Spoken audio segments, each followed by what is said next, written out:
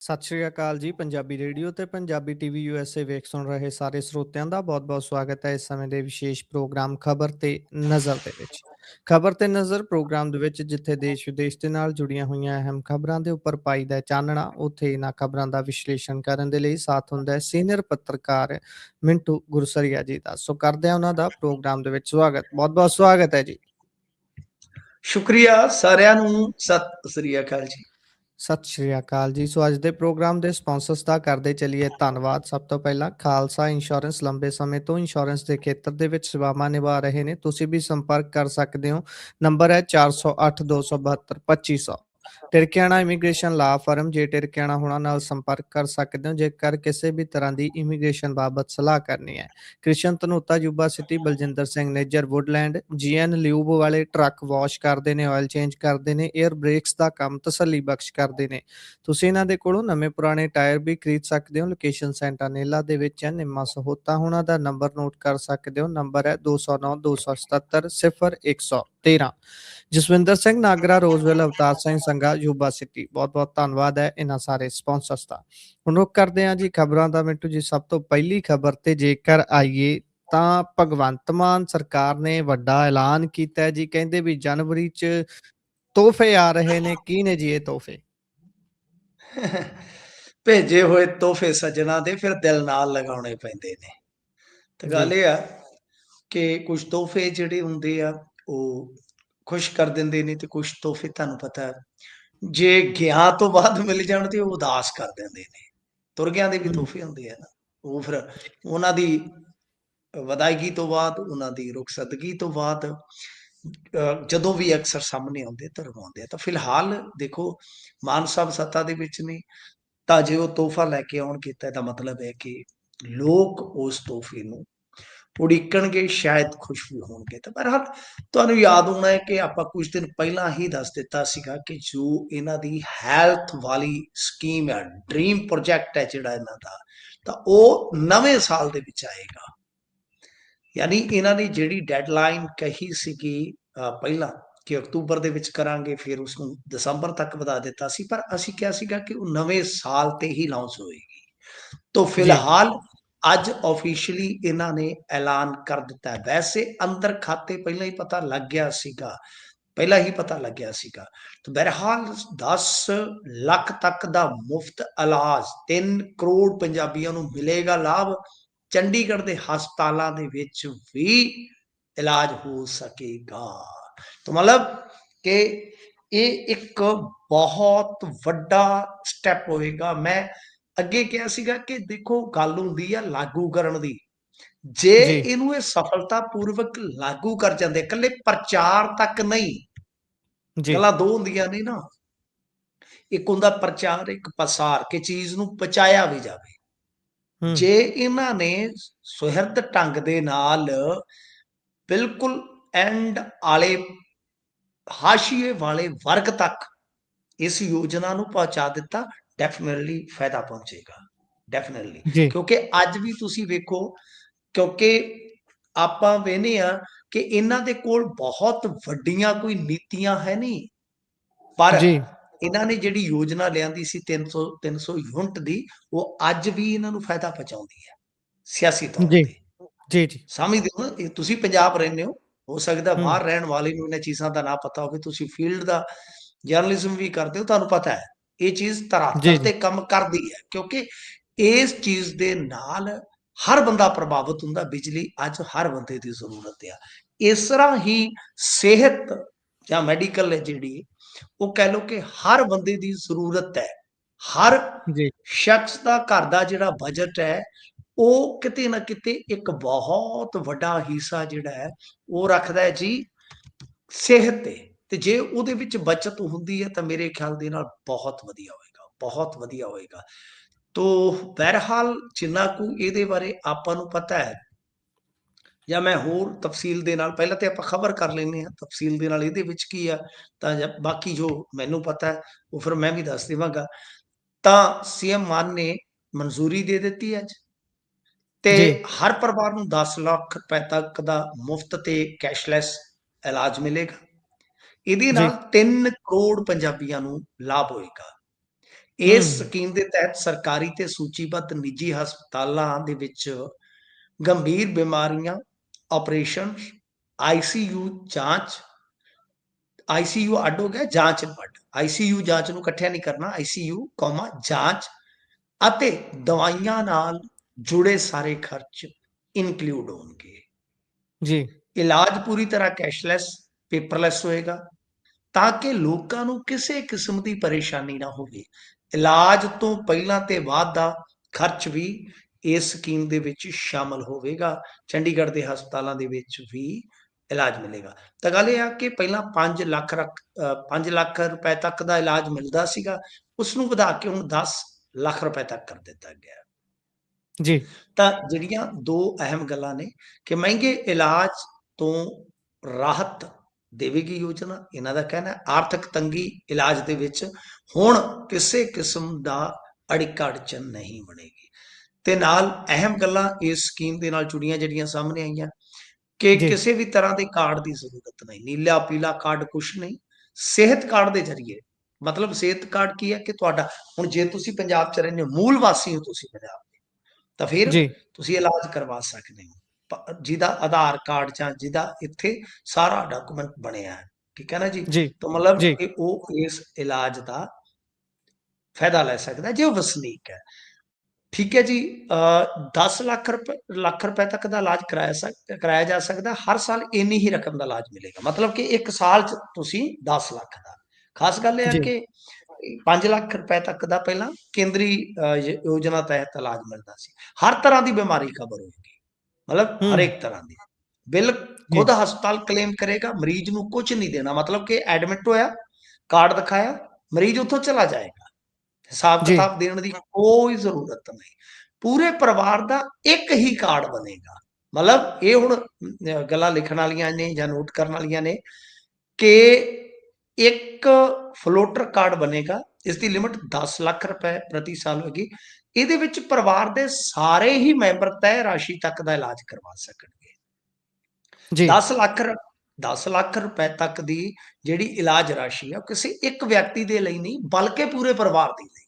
ਮਤਲਬ ਸਪੋਜ਼ ਕਿ ਅਸੀਂ 5 ਮੈਂਬਰ ਆ, ਇੱਕ ਉਹਨਾਂ ਨੇ ਫਲੋਟਰ ਕਾਰਡ ਬਣਾ ਦਿੱਤਾ ਤਾਂ ਉਹਦੇ ਵਿੱਚ 10 ਲੱਖ ਤੱਕ ਦਾ ਫੈਮਿਲੀ ਕਵਰ ਹੋ ਗਿਆ ਇੱਕ ਤਰ੍ਹਾਂ ਨਾਲ, ਕਿਉਂ ਜੀ 10 ਲੱਖ ਤੱਕ ਦਾ ਕਿਸੇ ਦਾ ਵੀ ਜੀ ਦਾ ਮੈਂਬਰ ਦਾ ਉਹ ਇਲਾਜ ਹੋ ਸਕੇਗਾ। ਤਾਂ ਖੈਰ ਬਹੁਤ ਵਧੀਆ ਗੱਲ ਹੈ, ਬਹੁਤ ਵਧੀਆ ਗੱਲ ਹੈ। ਪਰ ਗੁਰਪ੍ਰੀਤ ਆਪਾਂ ਵੇਖਿਆ ਆਯੁਸ਼ਮਾਨ ਦੇ ਵਿੱਚ ਕਿੱਡਾ ਵੱਡਾ ਘਪਲਾ ਹੋਇਆ। ਜੀ ਫੌਜੀਆਂ ਦੇ ਇਲਾਜ ਵਾਸਤੇ ਜਿਹੜੀ ਇੱਕ ਸਪੈਸ਼ਲ ਪ੍ਰਣਾਲੀ ਚੱਲਦੀ ਆ ਉਹਦੇ ਵਿੱਚ ਹੁਣ ਤੱਕ ਘਪਲਾ ਸਾਹਮਣੇ ਆ ਚੁੱਕਾ ਹੈ।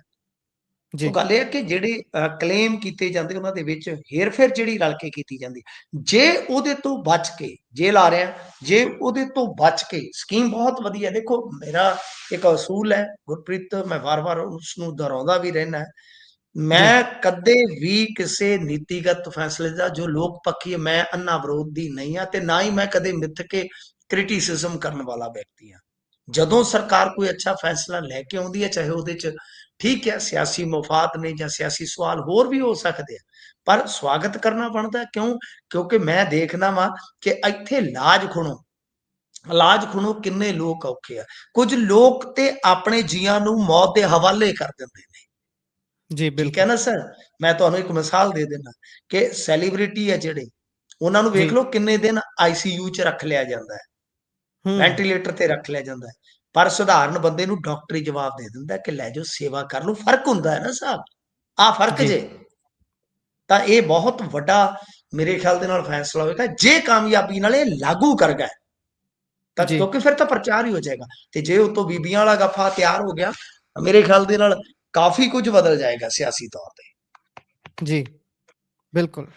ਇਸ ਤੋਂ ਅੱਗੇ ਜੇਕਰ ਆਪਾਂ ਚੱਲੀਏ ਤਾਂ ਉਧਰ ਪੰਜਾਬ ਦੇ ਗਵਰਨਰ ਸਾਹਿਬ ਨੂੰ ਸਿੱਧੀ ਧਮਕੀ ਕੌਣ ਦੇ ਗਿਆ ਜੀ? ਗਵਰਨਰ ਸਾਹਿਬ ਨੂੰ ਧਮਕੀ ਦੇਣ ਵਾਲੇ ਆ ਕਰਨੀ ਸੈਨਾ ਵਾਲੇ। ਇਹ ਕਰਨੀ ਜੀ ਸੈਨਾ ਵਾਲੇ ਤੁਹਾਨੂੰ ਪਤਾ ਹੀ ਆ ਕਿ ਉਦੋਂ ਬੜੇ ਸੁਰਖੀਆਂ ਚਾਏ ਸਨ ਜਦੋਂ ਇਹਨਾਂ ਨੇ ਪਦਮਾਵਤ ਫਿਲਮ ਦਾ, ਪਹਿਲਾਂ ਜਿਹਦਾ ਨਾਮ ਪਦਮਾਵਤੀ ਸੀ ਸ਼ਾਇਦ, ਉਹਦਾ ਵਿਰੋਧ ਕੀਤਾ ਸੀਗਾ। ਤਾਂ ਬਹਰਹਾਲ ਡਾਕਟਰ ਰਾਜ ਸ਼ੇਖਾਵਤ ये सोशल मीडिया पे पोस्ट करते हैं, सुन रहे गुलाब चंद तेरी औकात में रह, और हमारे महाराणा प्रताप का अपमान तू पहले भी कर चुका है और फिर किया है। करनी सैनिकों मारो रेस, अगे डैश डैश डैश को जब और जहां मिले। ठीक है, मतलब कि सीधे तौर पे ਇਹਨਾਂ ਨੇ ਕਰਨੀ ਸੈਨਿਕਾਂ ਨੂੰ ਕਿਹਾ ਹੈ ਕਿ ਇਹਨੂੰ ਮਾਰੋ, ਇੱਕ ਤਰ੍ਹਾਂ ਨਾਲ ਅੱਗੇ ਅਪਸ਼ਬਦ ਕਹਿ ਕੇ। ਤਾਂ ਗੱਲ ਇਹ ਆ ਕਿ ਗੁਲਾਬ ਚੰਦ ਕਟਾਰੀਆ ਜਿਹੜੇ ਆ ਉਹ ਤੁਹਾਨੂੰ ਪਤਾ ਰਾਜਸਥਾਨ ਤੋਂ ਆ, ਕਰਨੀ ਸੈਨਾ ਵਾਲੇ ਵੀ ਜਿਹੜੇ ਆ ਇਹ ਰਾਜਸਥਾਨ ਦੇ ਵਿੱਚ ਬੜਾ ਜ਼ੋਰ ਰੱਖਦੇ ਨੇ। ਹੁਣ ਗੱਲ ਇਹ ਆ ਕਿ 3 ਦਿਨ ਪਹਿਲਾਂ ਗੁਲਾਬ ਚੰਦ ਕਟਾਰੀਆ ਉਦੈਪੁਰ ਦੇ ਵਿੱਚ ਗਏ ਸਨ। ਗਗੌਂਦਾ ਦੇ ਵਿੱਚ ਮਹਾਰਾਣਾ ਪ੍ਰਤਾਪ ਨੂੰ ਲੈ ਕੇ ਉਹਨਾਂ ਨੇ ਕੋਈ ਬਿਆਨ ਦਿੱਤਾ ਸੀਗਾ। ਠੀਕ ਹੈ ਨਾ ਸਰ, ਉੱਥੋਂ ਹੀ ਇਹਨਾਂ ਦਾ ਵਿਵਾਦ ਜਿਹੜਾ ਹੈ ਉਹ ਤੁਰਦਾ ਤੁਰਦਾ ਇੱਥੋਂ ਤੱਕ ਪਹੁੰਚਿਆ ਹੈ। ਜੀ ਤੇ ਉਦੈਪੁਰ ਦੇ ਜਿਹੜੇ ਪੁਲਿਸ ਸੁਪਰੀਡੈਂਟ ਆ ਉਹਨਾਂ ਦਾ ਕਹਿਣਾ ਹੈ ਕਿ ਮਾਮਲਾ ਹੁਣੇ ਹੀ ਉਹਨਾਂ ਦੀ ਜਾਣਕਾਰੀ ਚ ਆਇਆ ਤੇ ਫਿਰ ਦੇਖਾਂਗੇ। ਅੱਛਾ, ਜੇ ਆਪਾਂ ਵੇਖੀਏ 22 ਦਸੰਬਰ ਨੂੰ ਜੋ ਇਹ ਹੋਇਆ, ਇੱਕ ਉੱਥੇ ਨਾ ਕੋਈ ਪ੍ਰੋਗਰਾਮ ਸੀ, ਸ਼ਿਲਾਨਿਆਸ ਸੀ ਸ਼ਾਇਦ, ਜੀ ਉੱਥੇ ਇਹਨਾਂ ਨੇ ਕੋਈ ਬਿਆਨ ਦਿੱਤਾ ਸੀਗਾ। ਇਹਨਾਂ ਨੇ ਜੀ ਕਿਹਾ ਸੀਗਾ ਕਿ ਮਹਾਰਾਣਾ ਪ੍ਰਤਾਪ ਦਾ ਨਾਮ ਕਾਂਗਰਸ ਦੇ ਰਾਜ ਵਿੱਚ ਸੁਣਦੇ ਸੀ। ਇਸ ਜੀ ਮਹਾਰਾਣਾ ਪ੍ਰਤਾਪ ਨੂੰ ਪਹਿਲੀ ਵਾਰ ਜਿੰਦਾ ਕਰਨ ਦਾ ਕੰਮ ਭਾਰਤੀ ਜਨਤਾ ਪਾਰਟੀ ਨੇ ਕੀਤਾ ਹੈ। ਜੀ ਠੀਕ ਹੈ ਜੀ, ਪਹਿਲੀ ਵਾਰ ਵਿਧਾਇਕ ਭੂਰਾ ਬਾਈ ਐਮਐਲਏ ਬਣ ਕੇ ਆਏ ਸੀ ਤੇ ਪਹਿਲੀ ਵਾਰ ਵਿਧਾਨ ਸਭਾ ਦੇ ਵਿੱਚ ਸਰਕਾਰ ਬਣਾਈ ਸੀ। ਤਦ ਅਸੀਂ ਵਿਕਾਸ ਦਾ ਪੈਸਾ ਗੰਗੋਦਾ ਨੂੰ ਭੇਜਿਆ ਸੀ ਜਾਂ ਨਹੀਂ, ਸਵਾਲੀਆ ਨਿਸ਼ਾਨ। ਹੁਣ ਹਲਦੀ ਘਾਟੀ ਵੀ ਜਾਣੀ ਜਾਂਦੀ ਹੈ, ਪੋਖਰਗੜ੍ਹ ਨੂੰ ਵੀ ਜਾਣਿਆ ਜਾਂਦਾ ਹੈ ਤੇ ਚਾਵੰਡ ਨੂੰ ਵੀ ਜਾਣਿਆ ਜਾਂਦਾ ਹੈ। ਮਾਇਰੇ ਜੀ ਕੀ ਗੁਫਾ ਥੀ ਕਿ ਨਹੀਂ, ਇਹ ਅੱਗੇ ਕਹਿੰਦੇ ਆ। ਕਹਿੰਦੇ ਕਿ ਤੁਹਾਨੂੰ ਇੰਨੇ ਸਾਲ ਦਿਖਦੀ ਸੀ, ਜੀ ਅਸੀਂ ਸੜਕ ਬਣਾਈ, ਰਸਤੇ ਬਣਾਏ, ਉਦੇ ਸਿੰਘ ਦੀ ਛਤਰੀ ਇੱਥੇ ਬਣਾਈ, ਤੇ ਇਹਨਾਂ ਗੱਲਾਂ ਨੂੰ ਕੌਣ ਯਾਦ ਰੱਖਦਾ? ਅਸੀਂ ਲੋਕਾਂ ਦਾ ਕੰਮ ਕਰਨ ਦਾ ਤਰੀਕਾ ਜਾਣਦੇ ਆ, ਸਾਡੇ ਜੀ ਲਈ ਨਹੀਂ, ਤੁਹਾਡਾ ਪੈਸਾ ਤੁਹਾਡੇ ਤੱਕ ਪਹੁੰਚਾਉਂਦੇ ਆ, ਅਸੀਂ ਟਾਂਕਾ ਨਹੀਂ ਲਾਉਂਦੇ, ਸਹੀ ਪਹੁੰਚਾਉਂਦੇ ਆ। ਮਤਲਬ ਕਿ ਕੁਝ ਇਸ ਤਰ੍ਹਾਂ ਇਹਨਾਂ ਨੇ ਬਿਆਨ ਦਿੱਤੇ ਆ। ਤੇ ਅੱਗੇ ਕਿਹਾ ਸੀਗਾ ਕਿ ਬਾਪ ਪਾਰਟੀ ਜਿਹੜੀ ਇਹਨਾਂ ਦੀ ਹੈ, ਕਹਿੰਦੇ ਕਿ ਉਹ ਕਹਿੰਦੇ ਆ ਕਿ ਹਿੰਦੂ ਨਹੀਂ ਹੈ। ਜੀ ਤੇ ਤੂੰ ਕਿੱਥੋਂ ਆਇਆ? ਮਹਾਰਾਣਾ ਪ੍ਰਤਾਪ ਦੀ ਸੈਨਾ ਚ। ਹੂੰ ਅਗਰ ਤੂੰ ਇੱਥੋਂ ਦਾ ਆਦਿਵਾਸੀ ਨਹੀਂ ਹੁੰਦਾ ਤਾਂ ਬੀਲੂ ਰਾਣਾ ਨਹੀਂ ਹੁੰਦਾ ਤਾਂ ਕੀ ਰਾਣਾ ਯੁੱਧ ਲੜ ਸਕਦਾ ਸੀ? ਜੀ ਤੁਸੀਂ ਕਿਉਂ ਵਰਗਲਾ ਰਹੇ ਹੋ? ਆਪਣੇ ਸਵਾਰਥਾਂ ਦੇ ਕਾਰਨ ਦੇਸ਼ ਨੂੰ ਕਮਜ਼ੋਰ ਕਰਨਾ ਚਾਹੁੰਦੇ ਹੋ। ਅਗਰ ਐਸੇ ਇਹੋ ਜਿਹੇ ਮਾਮਲੇ ਦੇ ਵਿੱਚ ਫੁੱਟ ਪਾ ਕੇ ਰਾਜ ਕਰੋਗੇ ਤਾਂ ਤੁਸੀਂ ਵੀ ਬਰਬਾਦ ਹੋ ਜਾਓਗੇ, ਯਾਦ ਰੱਖਣਾ।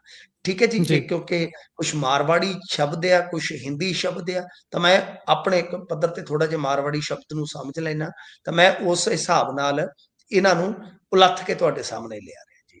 ਠੀਕ ਹੈ, ਫਿਰ ਅੱਗੇ ਕਿਹਾ ਕਿ ਕੁਝ ਦਿਨ ਤੁਹਾਨੂੰ ਚੰਗਾ ਲੱਗੇਗਾ, ਲੇਕਿਨ ਬਾਅਦ ਦੇ ਵਿੱਚ ਰੋ ਕੇ ਮੱਥਾ ਫੜ ਕੇ ਕਿ ਇਹਨਾਂ ਨੇ ਸਾਨੂੰ ਬਰਬਾਦ ਕੀਤਾ। ਅੱਛੇ ਕੰਮ ਕਰੋ ਨਾ, ਬਰਾਬਰੀ ਦੀ ਦੌੜ ਲਗਾਓ ਨਾ, ਇਹੋ ਜਿਹੇ ਜੀ ਖੋਟੇ ਕਰਮ ਕਰਨ ਕਰਕੇ ਕਿਉਂ ਮਰਨਾ ਚਾਹੁੰਦੇ ਹੋ? ਅੱਜ ਕੱਲ ਦੇ ਜੀ ਨੌਜਵਾਨਾਂ ਨੂੰ ਕੀ ਹੋ ਗਿਆ? ਸਿੱਖਿਆ ਅਸੀਂ ਪਹੁੰਚਾ ਰਹੇ ਹਾਂ, ਨੌਕਰੀ ਅਸੀਂ ਦੇ ਰਹੇ ਹਾਂ, ਵਿਕਾਸ ਅਸੀਂ ਕਰਾ ਰਹੇ ਹਾਂ, ਸਕੀਮਾਂ ਅਸੀਂ ਲਿਆ ਰਹੇ ਹਾਂ।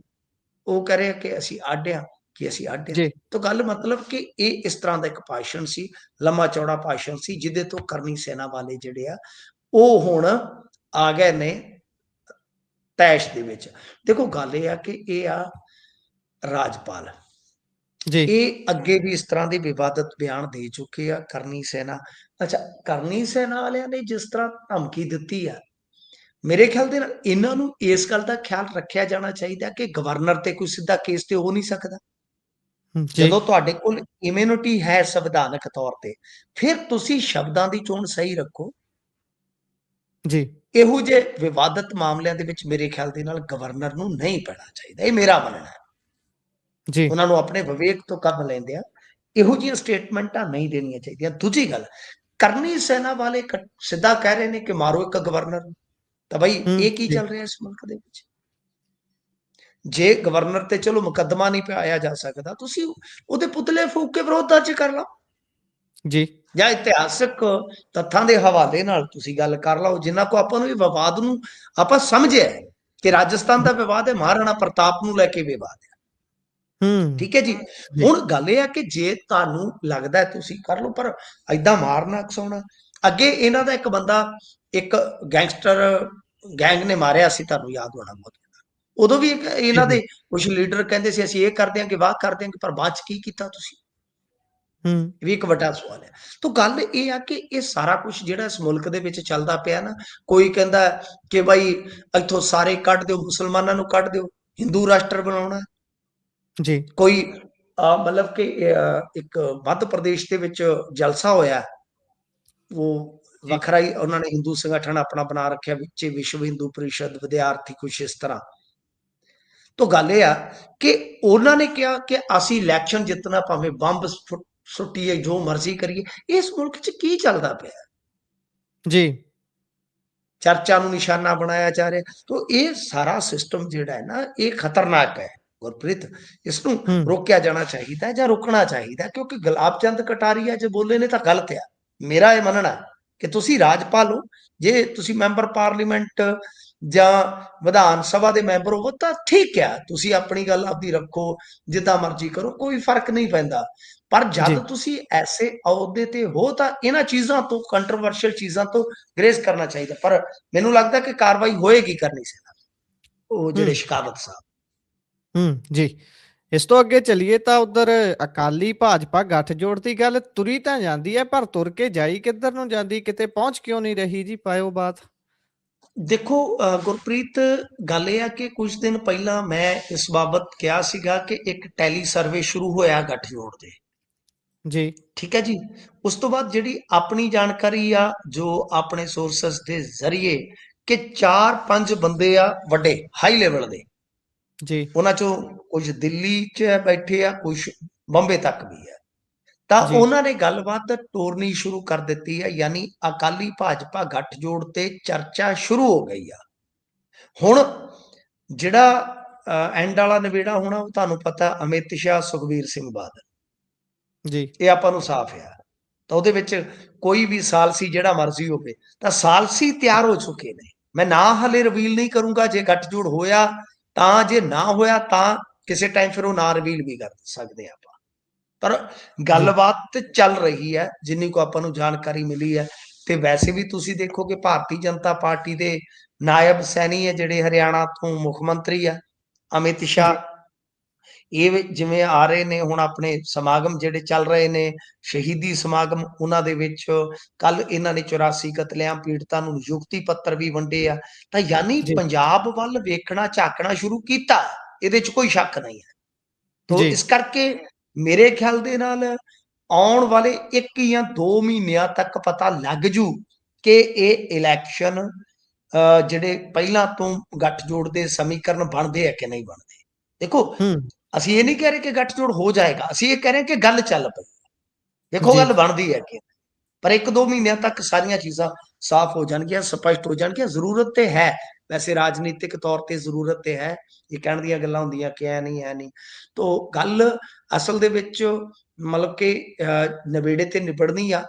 ਪਰ ਇਸ ਦਰਮਿਆਨ ਇੱਕ ਚੀਜ਼ ਹੋ ਰਿਹਾ ਜਿਹੜੀ ਕਾਫੀ ਦਿਲਚਸਪ ਹੋ ਜਾਂਦੀ ਆ, ਕਿ ਅਕਾਲੀ ਤਿਆਰੀ ਕਰ ਰਹੇ ਆ। ਅਕਾਲੀ ਆਪਣੀ ਹਿਕਮਤੇ ਅਮਲੀ ਘੜਨ ਲੱਗ ਪਏ ਆ। ਖਾਸ ਸੀਟਾਂ ਤੇ ਖਾਸ ਚਿਹਰਿਆਂ ਨੂੰ ਇਹਨਾਂ ਨੇ ਕਹਿ ਵੀ ਦਿੱਤਾ, ਯੈਸ ਵੀ ਕਰ ਦਿੱਤੀ ਆ ਕਿ ਲੜੋ। ਤੇ ਜੀ ਮੈਨੂੰ ਇਉਂ ਲੱਗਦਾ ਕਿ ਸ਼ਾਇਦ ਹੋ ਸਕਦਾ ਕਿ ਬਾਦਲ ਫੈਮਿਲੀ ਚੋਂ ਇੱਕ ਤੋਂ ਵੱਧ ਜੀ ਲੜਨ।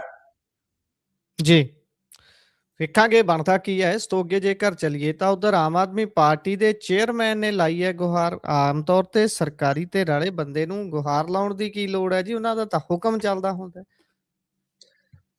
ਆ ਗੱਲ ਤੁਹਾਡੀ ਸਹੀ ਹੈ, ਹੁਕਮ ਤੇ ਚੱਲਦੇ ਹੁੰਦੇ ਨੇ। ਪਰ ਅੱਜ ਕੱਲ ਰਾਜ ਬਰਾਬਰ ਵੀ ਇੱਕ ਰਾਜ ਚੱਲ ਰਿਹਾ, ਪਿਸਤੌਲ ਦਾ ਰਾਜ।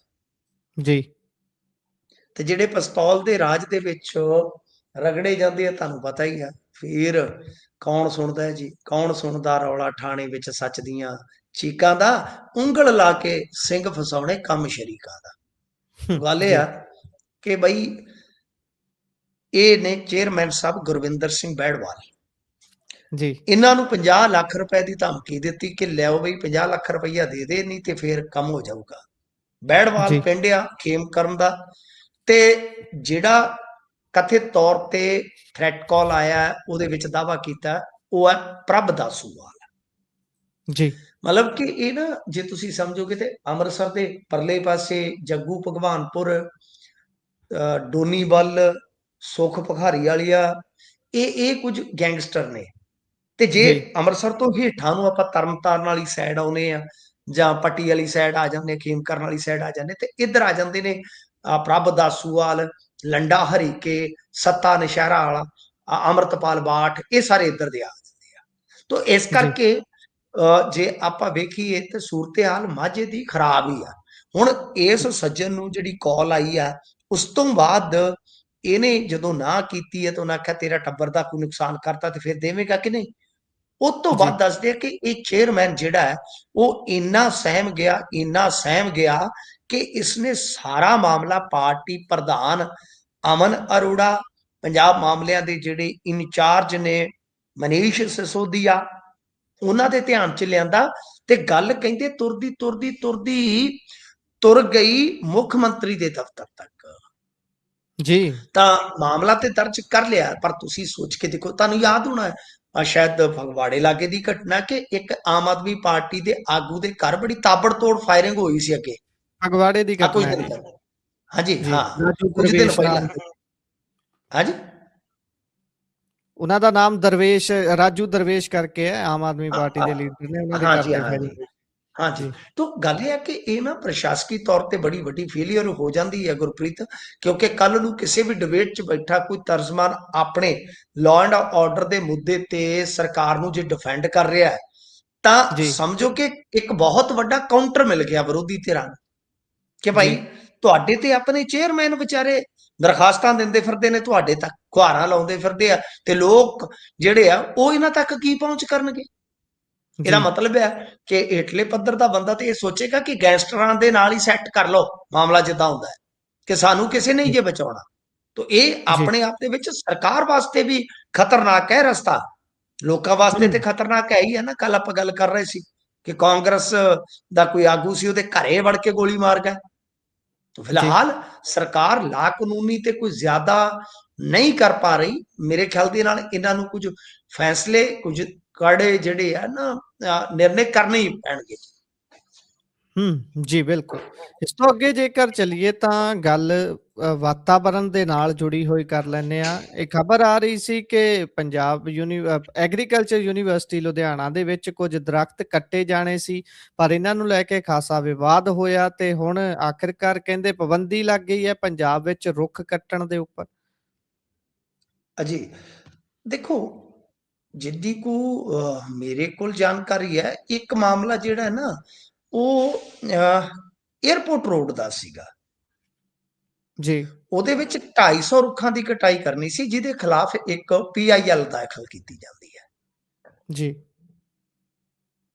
ਮਤਲਬ ਕਿ ਪਟੀਸ਼ਨ ਇਸ ਤਰ੍ਹਾਂ ਸੀ ਕਿ ਵਿਕਾਸ ਪ੍ਰੋਜੈਕਟਾਂ ਦੇ ਨਾਂ ਤੇ ਵਾਤਾਵਰਣ ਦੇ ਪੈਮਾਨਿਆਂ ਤੇ ਕਾਨੂੰਨੀ ਪ੍ਰਕਿਰਿਆਵਾਂ ਦੀ ਅਣਦੇਖੀ ਕੀਤੀ ਜਾਂਦੀ ਹੈ। ਵੀ ਮਤਲਬ ਕਿ ਜੋ ਲੋਕਾਂ ਦੀ ਜ਼ਿੰਦਗੀ ਤੇ ਅਸਰ ਪੈਣਾ ਹੈ, ਕੋਈ ਉਹਦਾ ਵਾਤਾਵਰਣੀ ਅਨੁਮਾਨ ਨਹੀਂ ਹੁੰਦਾ, ਕੋਈ ਕਾਨੂੰਨੀ ਮਤਲਬ ਕਿ ਇਜਾਜ਼ਤ ਨਹੀਂ, ਕੋਈ ਅਸੈਸਮੈਂਟ ਨਹੀਂ ਠੋਸ। ਤਾਂ ਮਤਲਬ ਕਿ ਇਹ ਚੀਜ਼ਾਂ ਜਿਹੜੀਆਂ ਨੇ ਉਹ ਨਹੀਂ ਹੁੰਦੀਆਂ, ਤਾਂ ਹੁਣ ਕੋਰਟ ਨੇ ਸਾਰਾ ਕੁਝ ਪੁੱਛ ਲਿਆ ਕਿ ਤਦ ਜੀ, ਤੱਕ ਭਾਈ ਅਸੀਂ ਕਿਸੇ ਨੂੰ ਵੀ ਰੁੱਖ ਕੱਟਣ ਦੀ ਇਜਾਜ਼ਤ ਨਹੀਂ ਦੇਵਾਂਗੇ। ਮਤਲਬ ਜੀ, 250 ਰੁੱਖਾਂ ਨੂੰ ਬਚਾਉਣ ਵਾਸਤੇ ਜਦੋਜਹਿਦ ਚੱਲੀ। ਵੈਸੇ ਤੁਸੀਂ ਦੇਖੋਗੇ 에ਅਰਪੋਰਟ ਰੋਡ ਹੈ ਨਾ ਜਿਹੜਾ, ਉਹ ਮੋਹਾਲੀ ਦਾ ਇਸ ਵੇਲੇ ਕਮਰਸ਼ੀਅਲੀ ਸਭ ਤੋਂ ਮਹਿੰਗਾ ਸਾਈਟ ਆ। ਜੀ, ਤੇ ਮੈਂ ਅੱਜ ਤੋਂ 15 ਕੁ ਸਾਲ ਪਹਿਲਾਂ ਉੱਥੇ ਜਦੋਂ ਜਾਂਦਾ ਹੁੰਦਾ ਸੀਗਾ, ਤਾਂ ਗੁਰਪ੍ਰੀਤ ਉੱਥੇ ਕੁਝ ਨਹੀਂ ਸੀ। ਅੱਜ ਇਦਾਂ ਦੇਖੀਏ ਤਾਂ ਨਵਾਂ ਮੋਹਾਲੀ ਵਸ ਗਿਆ। ਜੀ, ਵੇਂਦਿਆ ਬਿਲਕੁਲ। ਵੇਂਦਿਆ ਵੇਂਦਿਆ ਵੇਂਦਿਆ ਬਹੁਤ ਮਹਿੰਗੀ ਜਗ੍ਹਾ।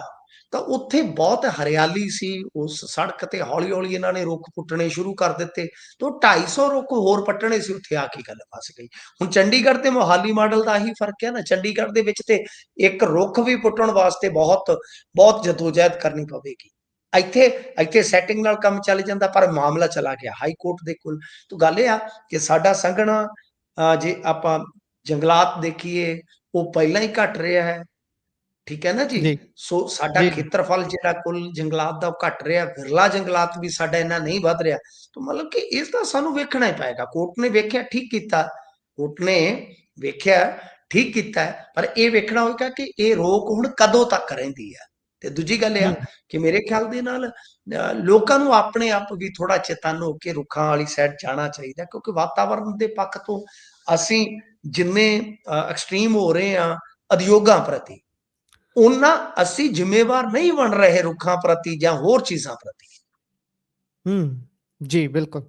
ਇਸ ਤੋਂ ਅੱਗੇ ਜੇਕਰ ਚੱਲੀਏ ਤਾਂ ਗੱਲ ਕਰੀਏ ਗੁਰੂ ਦੀ ਹਜ਼ੂਰੀ ਦੇ ਵਿੱਚ ਅਕਲ ਦਾ ਜਲੂਸ ਕੱਢਿਆ ਗਿਆ ਹੈ। ਆਮ ਤੌਰ ਤੇ ਜਦੋਂ ਏਦਾਂ ਦੀਆਂ ਵੀਡੀਓਜ਼ ਵਾਇਰਲ ਹੁੰਦੀਆਂ ਨੇ, ਦਿਲ ਨੂੰ ਖਾਸੀ ਠੇਸ ਪਹੁੰਚਦੀ ਹੈ ਸਿੱਖ ਸ਼ਰਧਾਲੂਆਂ ਦੇ, ਸਿੱਖ ਸੰਗਤਾਂ ਦੇ, ਤੇ ਪਾਇਓ ਚਾਨਣਾ। ਮੇਰੇ ਖਿਆਲ ਦੇ ਨਾਲ ਕੋਈ ਵੀ ਜਿਹੜਾ ਧਾਰਮਿਕ ਰੂਹ ਵਾਲਾ ਬੰਦਾ ਹੈ ਤਾਂ ਉਹ ਮੇਰੇ ਖਿਆਲ ਦੇ ਨਾਲ ਚਾਹੇ ਉਹ ਨੌਨ ਸਿੱਖ ਵੀ ਆ, ਉਹ ਚੀਜ਼ ਨੂੰ ਚੰਗਾ ਨਹੀਂ ਸਮਝੇਗਾ। ਤੇ ਸਿੱਖ ਤੇ ਖਾਸ ਤੌਰ ਤੇ ਕਤਈ ਨਹੀਂ, ਕਿਉਂਕਿ ਫਿਰ ਕੁਝ ਦੋਖੀਆਂ ਨੂੰ ਮਕਸਦ ਮਿਲ ਜਾਂਦਾ ਹੈ ਜਾਂ ਬਹਾਨਾ ਮਿਲ ਜਾਂਦਾ ਹੈ ਕਿ ਭਾਈ ਟਾਰਗੇਟ ਕਰਨ ਦਾ ਵੀ।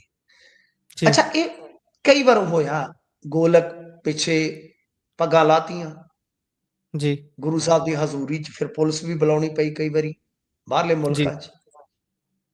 ਆਪਣੇ ਵੀ ਇੱਥੇ ਪੰਜਾਬ ਦੇ ਵਿੱਚ ਇਹੋ ਹਾਲ ਹੈ, ਕਿਰਪਾਨਾਂ ਚੱਲ ਪੈਂਦੀਆਂ। ਜੀ, ਇੱਥੇ ਇੱਕ ਨਵਾਂ ਮਾਮਲਾ ਹੈ, ਸ਼ਾਇਦ ਆਪਣੀ ਆਡੀਅנס 'ਚ ਉੱਤੇ ਭਾਵੇਂ ਕਿਸੇ ਨੇ ਕੋਈ ਅਜਿਹਾ ਮਾਮਲਾ ਦੇਖਿਆ ਹੋਵੇ, ਪਰ ਮੈਨੂੰ ਲੱਗਦਾ ਆਪਾਂ ਦੋਵਾਂ ਨੇ ਆਪਣੀ ਜ਼ਿੰਦਗੀ 'ਚ ਨਹੀਂ ਦੇਖਿਆ ਹੋਣਾ, ਜੀ ਕਿ ਨਹੀਂ। ਪਟਿਆਲਾ ਜ਼ਿਲ੍ਹੇ ਦੀ ਘਟਨਾ ਹੈ ਕਿ ਸਿਹਰਾ ਖੋਲਣ ਤੋਂ, ਹੂੰ, ਉਹ ਸਿਹਰਾ ਖੋਲ ਰਿਹਾ ਕੋਈ ਸ਼ਖਸ, ਤੇ ਉਹ ਬੀਬੀ ਆਉਂਦੀ, ਉਹ ਖੋਲਣ ਲੱਗਦੀ ਹੈ ਤੇ ਉਹਨੂੰ ਧੱਕਾ ਮਾਰਦਾ, ਉੱਤੋਂ ਆ ਕੇ ਦੂਜਾ ਜਿਹੜਾ ਆਉਂਦਾ ਤੇ ਉਹ ਬਿਲਕੁਲ ਮਤਲਬ ਕਿ ਉਹਨੂੰ ਕਰ ਦਿੰਦਾ ਚਿੱਤ, ਜਿਵੇਂ ਅੰਡਰਟੇਕਰ ਸੁੱਟਦਾ ਹੁੰਦਾ ਸੀ ਮਾਰ ਕੇ, ਜੀ, ਹੱਥ ਜਾਂ ਧੌਲ ਜਿਹਾ ਮਾਰ ਕੇ। ਤਾਂ ਮਤਲਬ ਕਿ ਇਹ ਸਾਰਾ ਕੁਝ ਕੈਮਰੇ 'ਚ ਰਿਕਾਰਡ ਹੋ ਗਿਆ ਸਰ। ਕੈਮਰਾ ਤੇ ਚੱਲਦਾ ਹੀ ਹੁੰਦਾ ਨਾ ਜਦੋਂ ਲਾਵਾਂ ਤੇ ਬਹਿੰਦਾ ਜੂੜਾ। ਜੀ, ਤੇ ਹੁਣ ਬਹੁਤ ਇਹਨਾਂ ਦਾ ਕਹਿ ਲਓ ਕਿ ਲੋਕ ਮੱਕੂ ਠੱਪ ਰਹੇ ਆ ਕਿ ਤੁਸੀਂ ਕੋਈ ਅਕਲ ਤੋਂ ਕੰਮ ਲੈ ਲੈਂਦੇ। ਹਾਲਾਂਕਿ ਜੀ, ਜੋ ਪਾਠੀ ਸਿੰਘ ਆ, ਉਸਨੇ ਆ ਕੇ ਦੱਸਿਆ ਕਿ ਉਸ ਤੋਂ ਬਾਅਦ ਇਹ 10-15 ਮਿੰਟ ਬਾਹਰ ਗਏ ਨੇ, ਉਸ ਤੋਂ ਬਾਅਦ ਅੰਦਰ ਆਏ ਨੇ, ਤੇ ਫਿਰ ਇਹਨਾਂ ਨੇ ਕਿਹਾ ਕਿ ਭਾਈ ਸਾਨੂੰ ਖਿਮਾ ਯਾਚਨਾ ਦਿਓ, ਅਸੀਂ ਗੁਰੂ ਸਾਹਿਬ ਤੋਂ ਭੁੱਲ ਬਖਸ਼ਾਉਣਾ ਚਾਹੁੰਦੇ ਹਾਂ। ਫਿਰ ਅਰਦਾਸ ਕੀਤੀ ਗਈ ਬਕਾਇਦਾ। ਪਰ ਇਹ ਜੀ, ਇਹਨਾਂ ਮੂਰਖਾਂ ਨੂੰ, ਇੱਕ ਜੀਜਾ ਸੀ ਇੱਕ ਫੁੱਫੜ ਸੀ ਦਾ, ਤੇ ਮੈਨੂੰ ਤੇ ਜੀ, ਲੱਗਦਾ ਕਿ ਇਹੋ ਜਿਹੇ ਬੰਦਿਆਂ ਨੂੰ ਬੁਲਾਉਣਾ ਹੀ ਨਹੀਂ ਚਾਹੀਦਾ। ਔਰ ਪਹਿਲੀ ਗੱਲ ਆ ਕਿ ਸਿਹਰਾ ਖੋਲਣਾ ਯਾਰ ਕਿੱਡੀ ਕੁ ਗੱਲ ਆ। ਹੂੰ, ਸਗੋਂ ਛੋਟਾ ਵੱਡੇ ਨੂੰ ਕਹਿੰਦਾ ਤੇ ਵੱਡਾ ਛੋਟੇ ਨੂੰ ਕਹਿੰਦਾ, ਦੋਨਾਂ ਵਾਸਤੇ ਮਾਣ ਵਾਲੀ ਗੱਲ ਹੁੰਦੀ, ਤੇ ਬੱਚੇ ਵੀ ਖੁਸ਼ ਹੁੰਦੇ ਕਿ ਕਿਵੇਂ ਬਿਲਕੁਲ। ਸਾਡੇ ਰਿਸ਼ਤੇਦਾਰ ਇੱਕ ਦੂਜੇ ਨੂੰ ਮਾਣ ਬਖਸ਼ਦੇ ਆ। ਜੀ, ਤੇ ਦੂਜੇ ਪਾਸੇ ਤੁਸੀਂ ਵੇਖੋਗੇ ਤੇ ਬਈ ਗੱਲ ਇਹ ਆ ਕਿ ਅਸਲ ਦੇ ਵਿੱਚ ਲੋਕ ਅੱਜ ਕੱਲ ਚੌਧਰ ਨੂੰ ਹੀ ਮਰਦੇ ਆ ਚੌਧਰ ਹੀ ਆ ਨਾ, ਸਿਹਰਾ ਖੋਲਣ ਦੀ ਵੀ ਰੌਲਾ ਚੌਧਰ ਹੋ ਗਈ। ਰੌ ਰੌਲਾ ਹੀ ਸਾਰਾ ਸਿਰੇ ਦਾ ਹੈ ਜੀ, ਮੈਨੂੰ ਹਾਂ ਸਿਰਾ ਬਸ ਮਿਲ ਜੇ। ਸਿਹਰਾ ਮਿਲ ਜਾਵੇ, ਸਹੀ ਆ। ਹੂੰ, ਤੇ ਗੱਲ ਇਹ ਆ ਕਿ ਹੁਣ ਪਰ ਇਹਨਾਂ ਨੇ ਇਸ ਜੋੜੇ ਨੂੰ ਤੇ ਜ਼ਖਮ ਦੇ ਦਿੱਤੇ ਨਾ। ਬੱਚਾ ਵੀ ਸਾਰੀ ਬਿਲਕੁਲ। ਜ਼ਿੰਦਗੀ ਨਹੀਂ ਭੁੱਲ ਸਕੇਗਾ ਕਿ ਮੇਰਾ ਵਿਆਹ ਖਰਾਬ ਕਰ ਦਿੱਤਾ ਬੱਚੀ ਵੀ। ਤੋ ਇਹ ਜੀ, ਬਹੁਤ ਜੀ, ਇਹਨਾਂ ਨੇ ਘਟੀਆ ਹਰਕਤ ਕੀਤੀ ਆ, ਬਹੁਤ ਹੀ ਨਿੰਦਰਯੋਗ ਹਰਕਤ ਕੀਤੀ ਆ। ਤੇ ਮੇਰੇ ਖਿਆਲ ਦੇ ਨਾਲ ਇਹੋ ਜਿਹੀਆਂ ਖੁਸ਼ੀਆਂ ਦੇ ਮੌਕੇ ਤੇ ਨਾ ਆਪਣੇ ਚੌਧਰ ਦਾ ਕੀੜਾ ਜੇ ਕਿਤੇ ਸਪਰੇਅ ਸੁਪਰੂ ਪਾ ਕੇ ਉਹਨੂੰ ਬੇਹੋਸ਼ ਕਰ ਲਿਆ ਜਾਵੇ ਤੇ ਬਿਹਤਰ ਆ। ਬਿਲਕੁਲ ਧਾਰਮਿਕ ਪੱਖ ਤੋਂ ਵੀ ਨਿੰਦਣਯੋਗ ਹੈ, ਤੇ ਇੱਕ ਜੋੜੇ ਦਾ ਨਿੰਦਣਯੋਗ। ਬੜਾ ਖੂਬਸੂਰਤ ਪਲ ਵੀ ਖਰਾਬ ਕਰਨੇ ਬੜੀ ਨਿੰਦਣਯੋਗ ਇਹ ਗੱਲ ਹੈ। ਇਸ ਤੋਂ ਅੱਗੇ ਚੱਲੀਏ ਤਾਂ ਬਠਿੰਡਾ 'ਚ ਹਸਪਤਾਲ ਅੰਦਰ ਸ਼ਰਮਨਾਕ ਘਟਨਾ ਸਾਹਮਣੇ ਆਈ ਹੈ ਜੀ। ਇਹ ਇੱਕ ਅਬੋਰ ਦੀ ਮਾਈ ਸੀ। ਮੈਂ ਤੁਹਾਡੀ ਜਾਣਕਾਰੀ ਵਾਸਤੇ ਦੱਸ ਦਿਆਂ, ਤੁਸੀਂ ਸਾਡਾ ਇਲਾਕਾ ਥੋੜਾ ਜਿਹਾ ਦੇਖਿਆ ਗੁਰਪ੍ਰੀਤ, ਤੁਸੀਂ ਥੋੜਾ ਜੀ, ਮੈਨੂੰ ਲੱਗਦਾ ਪਿੱਛੇ ਰਹਿ ਗਏ ਸਾਡੇ ਤੋਂ। ਤਾਂ ਅਗਲਾ ਸ਼ਹਿਰ ਸਾਡਾ ਗਿੱਦੜਵਾਹੇ ਤੋਂ ਆਉਂਦਾ ਅਮਲੋਟ, ਤੁਸੀਂ ਜੀ, ਗਿੱਦੜਵਾਹੇ ਤੱਕ ਆਏ ਹੋ ਲੱਗਦਾ। ਜੀ, ਮਲੋਟ ਤੇ ਬਿਲਕੁਲ। ਮਲੋਟ ਤੋਂ ਅੱਗੇ ਆਉਂਦਾ ਅਬੋਰ, ਅਬੋਰ ਤੋਂ ਅੱਗੇ ਰਾਜਸਥਾਨ ਸਟਾਰਟ ਹੋ ਜਾਂਦਾ ਹੈ। ਠੀਕ ਜੀ, ਹੈ ਜੀ। ਇਹ ਸਾਰਾ ਜਿਹੜਾ ਇਲਾਕਾ ਹੈ ਨਾ, ਇਹ ਇੰਨਾ ਪਛੜਿਆ ਹੈ ਕਿ ਇੱਥੇ ਇਲਾਜ ਦੀ ਕੋਈ ਜ਼ਿਆਦਾ ਸੁਵਿਧਾ ਨਹੀਂ।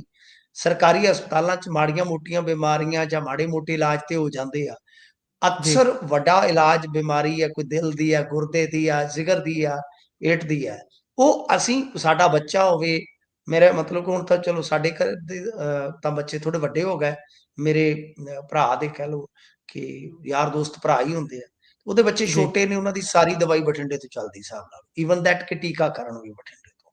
ਤਾਂ ਯਾਨੀ ਹੂੰ, ਉਧਰੋਂ ਤੁਸੀਂ ਲਾ ਲਓ ਕਿ ਬਰਨਾਲੇ ਤੱਕ ਰਾਮਪੁਰੇ ਫੂਲ ਤੋਂ ਬਠਿੰਡੇ ਆਉਂਦੇ ਨੇ ਲੋਕ। ਤਾਂ ਜੀ, ਬਠਿੰਡੇ ਬਹੁਤ ਵੱਡੇ ਵੱਡੇ ਹਸਪਤਾਲ ਆ। ਇਸ ਤਰ੍ਹਾਂ ਹੀ ਇਧਰੋਂ ਅਬੋਹਰ ਵਾਲੀ ਸਾਈਡ, ਮੈਂ ਭੂਗੋਲਿਕ ਤੌਰ ਤੇ ਇਸ ਕਰਕੇ ਦੱਸ ਰਿਹਾ ਕਿ ਸਾਰਾ ਪਤਾ ਲੱਗ ਜਾਵੇ ਕਿੱਥੋਂ ਮਰੀਜ਼ ਕਿੱਥੇ ਗਿਆ, ਕੀ ਹਿਸਾਬ ਕਿਤਾਬ ਹੋਇਆ। ਤੇ ਮਤਲਬ ਕਿ ਉਹ ਇੱਕ ਮਾਈ ਸੀ ਤੇ ਹਾਰਟ ਦੀ ਪ੍ਰੋਬਲਮ ਹੋਈ, ਦਿੱਲੀ ਹਾਰਟ ਜੀ, ਸੈਂਟਰ ਆ, ਉੱਥੇ ਖੜਿਆ ਗਿਆ, ਉੱਥੇ ਉਹਦੀ ਡੈਥ ਹੋ ਗਈ ਤੇ ਜੀ, 2 ਤੋਲੇ ਦਾ ਸੋਨਾ ਦਾ ਕੋਈ ਗਹਿਣਾ ਗੱਟਾ ਸੀ ਜਿਹੜਾ ਵਾਲੀਆਂ ਤੇ ਉਹਦੇ ਕੋਲ ਲਾ ਲਿਆ।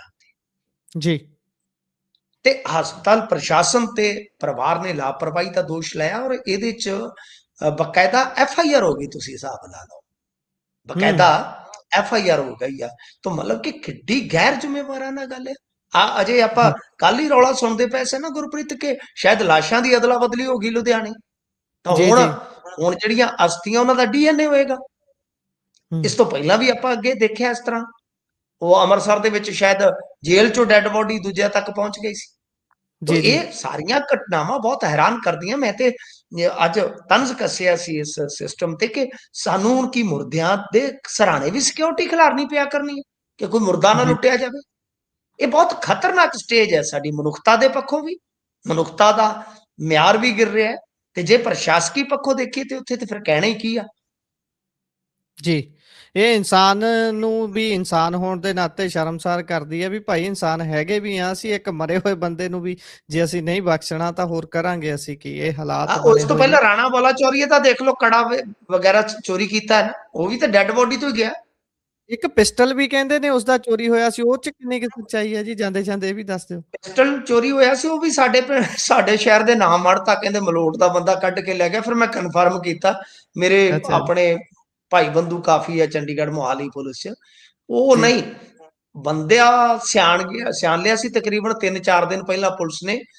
ਚਲੋ ਆਪਾਂ ਉਹਦਾ ਇਲਾਕਾ ਤੇ ਨਹੀਂ ਰਿਵੀਲ ਕਰਾਂਗੇ, ਇਨਵੈਸਟੀਗੇਸ਼ਨ ਦਾ ਵਿਸ਼ਾ ਹੈ।